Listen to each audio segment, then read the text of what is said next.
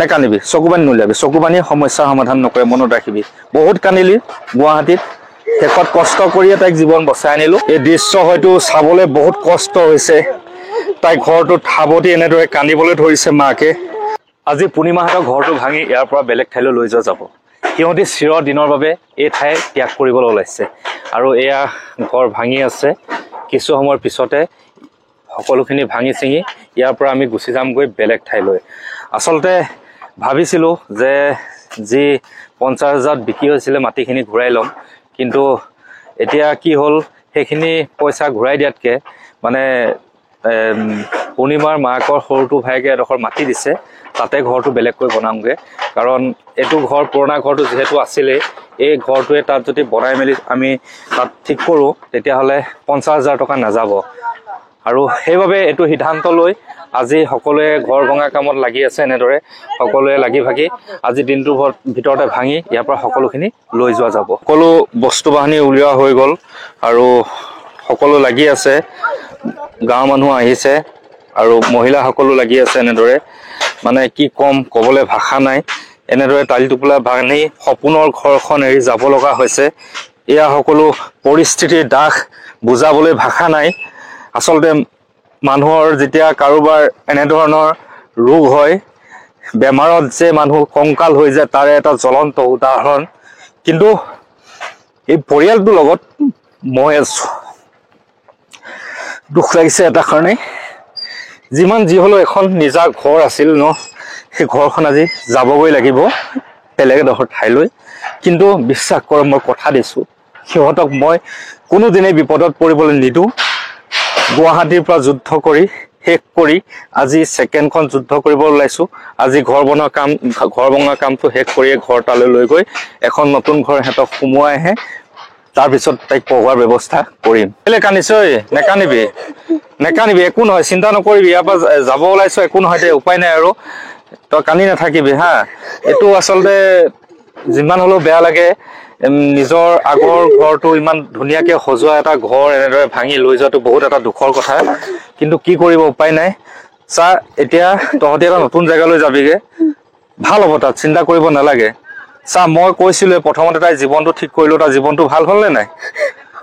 এতিয়া যিটো ঘৰলৈ যাবি তহঁতৰ উন্নতি হ'ব ভগৱানে যি কৰে ভাল কৰে গম পাইছ এটা কথা মনত ৰাখিবি তাই বেমাৰৰ কাৰণে ঘৰটো যাব পাৰে কিন্তু তাই জীৱনটো বাচিলে নহয় হয় নাই এতিয়া যদি চা এই মাটি ঘৰ ঘূৰাবলৈ 50,000 টকা লাগিব হয় নাই কিন্তু এই ঘৰটো যদি আমি তাত বনাওঁগে মাটিডোখৰটো সৰু ভাইটোৱে দিয়া নাই জানো মাটিডোখৰ যিহেতু দিছে এই ঘৰটো ভাঙি তাত আমাক খুব বেছি 20,000 টকাৰ ভিতৰত হৈ যাব ঘৰটো হয় নাই গতিকে ইমান দুখ কৰি লাভ নাই 30,000 টকা বাচি গ'ল সেইটোৱে কথা মাটিডোখৰ গ'ল আৰু তাইৰ নামত ছোৱালীজনীৰ নামত গ'ল আৰু সেইটো কাৰণে চিন্তা কৰিব নালাগে দুখ মোৰো লাগিছে কাৰণ বহুত কষ্টৰে এই ঘৰটো বনাইছিলে সিহঁতি বহুত বছৰ হ'ল ইয়াত থকা ইয়াত তহঁতৰ কিমান বছৰ হ'ল ইয়াত থকা 12 বছৰ মানে হ'ল ন 12 বছৰ যেতিয়া এটা ঘৰ কষ্টৰে বনাই মেলি ভাঙি যায় তেতিয়া এনেদৰে চকুত চকু পানী অহাটো স্বাভাৱিক কথা কিন্তু সিহঁতৰ প্ৰতিটোপাল চকু পানীৰ মই মূল্য দিবলৈ চেষ্টা কৰিছোঁ সিহঁতৰ চকু পানীখিনি মচি জীৱনটো আগুৱাই নিবলৈ চেষ্টা কৰিছোঁ পূৰ্ণিমাৰ জীৱনৰ বাবে এইটো মোৰ দ্বিতীয়টো মিছন আছিলে এটা ঘৰ মাটি ঘূৰাই দিয়া কিন্তু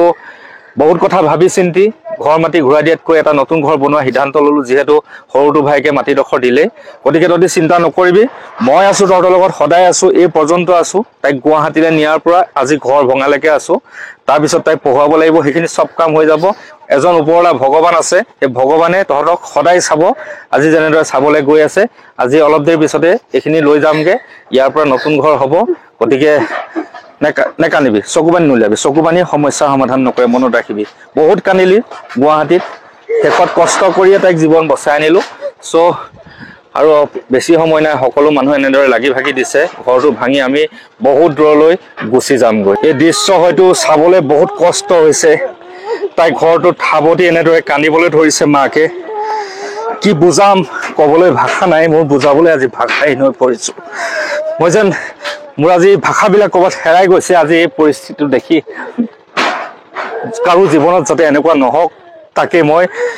তাকে মই কামনা কৰিছোঁ বহুত কষ্ট হয় বুজাবলৈ বহুত কষ্ট আজি ঘৰটো ভাঙি দিয়াত সহায় কৰিবলৈ এনেদৰে আহিছে গাঁৱৰ মানুহ প্ৰায় আহিছে, বিশেষকৈ বেছি মহিলা আহিছে, পুৰুষ 2-3জন আছে। আৰু ঘৰটো আজি ভাঙি হৈ যাব চাগে ন ইয়াৰ পৰা? আজি ভাঙি পেলাই আমি তালৈ লৈ যাম। আৰু ভাবিছো কি মাটি ঘৰে বনাইতো তাত গৈ পেলাই, পানী নুঠে ইমান, হয় নাই? মাটি ঘৰ বনালে খৰচটো কম হয় চাংঘৰতকে। আৰু আপোনালোকক এটা কথা জনাও কি, এই যিটো ঘৰ বনাবলৈ গৈ আছো, আমাক গুৱাহাটীত যিসকলে আৰ্থিকভাৱে অনুদান আগবঢ়াইছিলে সেই টকাৰে, মই সিহঁতক কৈছিলো GMCHত থাকোতে যে তহঁতক যি মানুহে পইচা দিছে 1 টকা খৰচ নকৰি ৰাখি থবি, কৈছিলো নাই মই? আজি সেই পইচা আমি তাৰ লগত 2 টকা যোগ কৰি ইহঁতৰ ঘৰটো বনাবলৈ গৈ আছো। মানে আমাৰ 50,000 টকা নহলগে, সেইবাবে এইটো সিদ্ধান্ত ললো। আৰু আপোনালোকৰ যিসকলে সহায় কৰিছিলে আৰ্থিকভাৱে, তেওঁলোকৰ পইচাই সিহঁতৰ নতুন ঘৰটো হবলৈ গৈ আছে। আপোনালোকক ধন্যবাদ জ্ঞাপন কৰিছো। আপোনালোকে যি মানৱীয়তা দেখালে, যিহেতক আৰ্থিক অনুদান দিলে, আমাক গুৱাহাটীত থাকোতে সহায় কৰিলে, সেই পইচাৰ লগত আমাৰ কিছু পইচা যোগ কৰি এটা নতুন ঘৰ হবলৈ গৈ আছে। আৰু আমি যামগৈ নতুন ঘৰলৈ, এটা সিহঁতক ভাল ঘৰ সাজি দিম, কথা দিছো। মই আছো সিহঁতৰ লগত, মিষ্টাৰ বিটু আছে, যেনেদৰে থাকিলে 10-15 দিন গুৱাহাটীত, এতিয়া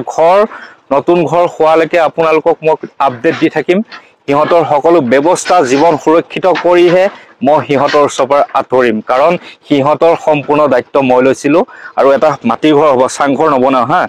নিয়মৰ কাৰণে কিবা যদি চাংঘৰ বনাব লাগে পিছত বনাই লবি, কিন্তু সদ্যহতে তাত পানী নহয় বুলি কৈছে জেগাডোখৰত, মাটি ঘৰ। আৰু ভালেই হৈছে চা, ইয়াত গোটেই পথাৰ দেখিছনে, কিমান পথাৰ, এইপিনে নদী আছে, ইয়াত পানী হয় ন, বানপানী হয়। গতিকে ভগৱানে যি কৰে ভালে কৰে। আৰু তেওঁৰ ভায়েকলৈও মই ধন্যবাদ জ্ঞাপন কৰিছো, এই বিপদৰ সময়ত এই মাটিকণ দি যে তেওঁক সহায় কৰিলে। ঘৰটো আমি বনাই ল'ম, চিন্তা কৰিব নালাগে, কাৰণ ৰাইজে আমাক সহায় কৰিছিলে। আমাৰ হাতত যি পইচা আছে সেই পইচা আৰু যদি কমে যোগ দি হলেও ঘৰটো ধুনীয়াকৈ বনাম, মাটি ঘৰ থাকিব পৰাকৈ সুন্দৰকৈ সেইটো থাকিব। চ' আজি পুৰণা ঘৰটো ভাঙি হ'ব, ইয়াৰ পৰা লৈ যামগে তালৈ য'ত মাটিডোখৰ দিছে, আৰু তাত নতুন ঘৰ বনোৱা সকলোখিনি আপোনালোকক দি থাকিম। আজি ভিডিঅ'টো এই ৰাইজৰ মাজৰ পৰা শেষ কৰিছো, আপোনালোকক দেখালো পূৰ্ণিমাৰ 2nd মিছনটো যে মই আৰম্ভ কৰি দিলো। আৰু এইটো মিছনো